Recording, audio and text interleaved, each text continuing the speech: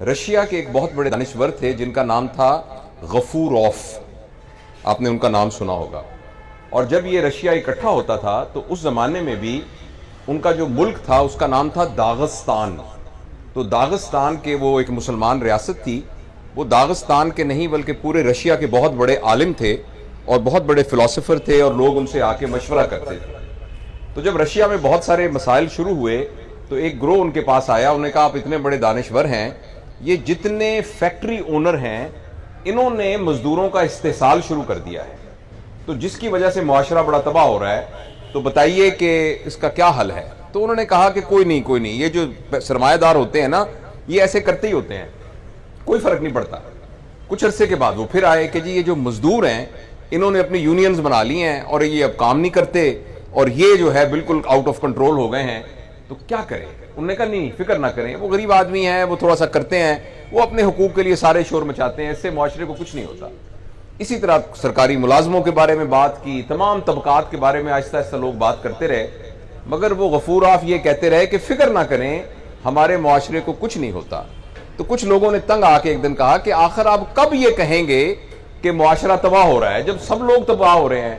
تو انہوں نے کہا کہ جب تک ایک پرائمری اسکول کا ٹیچر کرپٹ نہیں ہے اور جب تک ایک استاد ایمانداری سے پڑھا رہا ہے اس وقت معاشرے کو کچھ نہیں ہوتا. اسی طریقے سے میں نے یہ سنا کہ جب جرمنی بالکل تباہ ہو گیا تھا تو اس وقت کسی نے یہ کہا جو ان کا بڑا تھا کہ صرف یہ دیکھو کہ کیا ہمارے استاد موجود ہیں کہ نہیں. تو انہوں نے کہا جی استاد تو موجود ہیں. اس نے کہا فکر نہ کریں اب قوم دوبارہ کھڑی ہو جائے گی, اگر استاد موجود ہوں گے تو وہ قوم دوبارہ کھڑی ہو جائے گی. اور یہ وہ روایات ہیں جو کہ معاشروں کو زندہ رکھتی ہیں. بہت عرصے تک میرا یہ خیال تھا کہ تعلیم کی کمی ہے, اس وجہ سے ہم ترقی نہیں کر رہے. آبادی ہماری اس لیے کنٹرول نہیں ہو رہی کہ تعلیم کی کمی ہے, ہمارے ہاں اور تمام چیزیں نہیں, سائنس کی ترقی نہیں ہو رہی, ٹیکنالوجی کی ترقی نہیں ہو رہی, ہمارے ادارے ڈیولپ نہیں ہو رہے, کہ ہم تعلیم یافتہ نہیں ہیں. مجھے بہت بعد میں یہ بات سمجھ میں آئی کہ اگر آپ کسی بہت تعلیم یافتہ شخص کی تربیت نہ کریں تو وہ معاشرے کا سب سے خطرناک آدمی ہے, کیونکہ اس کے پاس وہ ساری سکلز موجود ہیں جس کے ذریعے وہ معاشرے کو ایکسپلائٹ کر سکتا ہے اور تباہ کر سکتا ہے. تعلیم کے علاوہ جو سب سے اہم چیز ہے وہ تربیت ہے.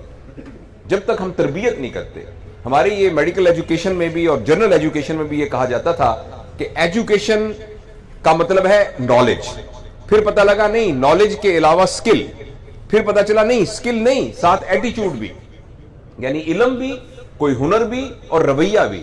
لیکن یہ بہت ابھی ریسنٹلی یہ بات پتہ چلی ہے کہ اگر ان تینوں